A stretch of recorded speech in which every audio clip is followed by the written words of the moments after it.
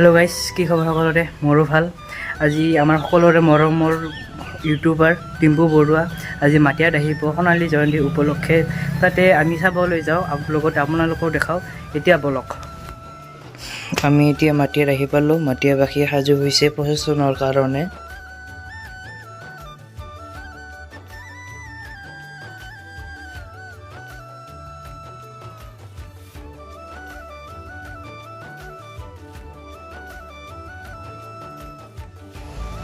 সকলোৰে মৰমৰ ইউটিউবাৰ ডিম্পু দা আমাৰ মাজত উপস্থিত হ'ল এতিয়া।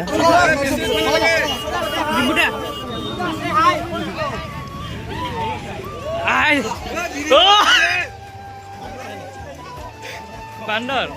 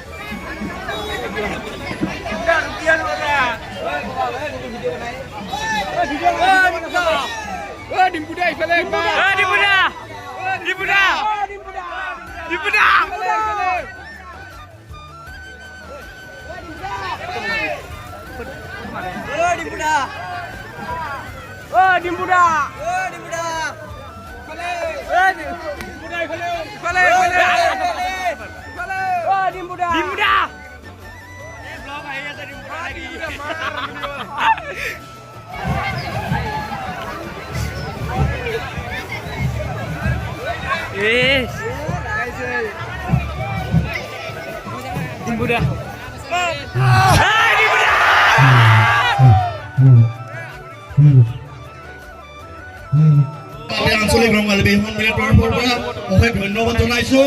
আৰু এই চেগতে তেওঁ আমাৰ যে সাংস্কৃতিক শোভাযাত্ৰা সম্পাদক শ্ৰীযুত বিশ্বনাথ ডাঙৰীয়াই তেওঁ নিজ হাতেৰে বনোৱা এটা ৰাম মন্দিৰ আৰু এখন ফুলাম গামোচাৰে সম্বৰ্ধনা জনাবলৈ ওলাইছে আৰু তেখেতক সম্বৰ্ধনা দিবলৈ মই অনুৰোধ জনাইছোঁ।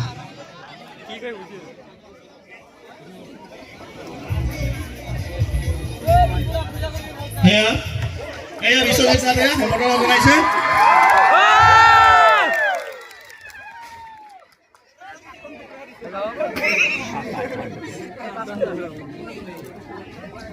আৰু ইয়াৰ পিছত আমি সম্বৰ্ধনা জনাবলৈ আহিছোঁ আমাৰ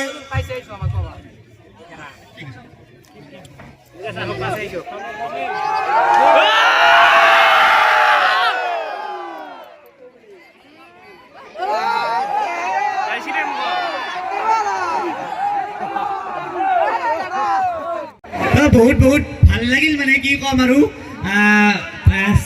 কালচাৰেল ৰেলীটো বহুত দেখিছোঁ, কিন্তু ইমান মজাকৈ বিহুৰ ইমান ডাঙৰ সকলে ওলাই আহিছে। মাত্ৰ মোৰ অলপমান 15 মিনিটমান লেট হৈ গ'ল আৰু বেয়া চেয়া নাপাব। আৰু ধুনীয়াকৈ এটা ভিডিঅ' বনাইছোঁ, আপোনালোক সকলোৱে ভিডিঅ'টো চাব।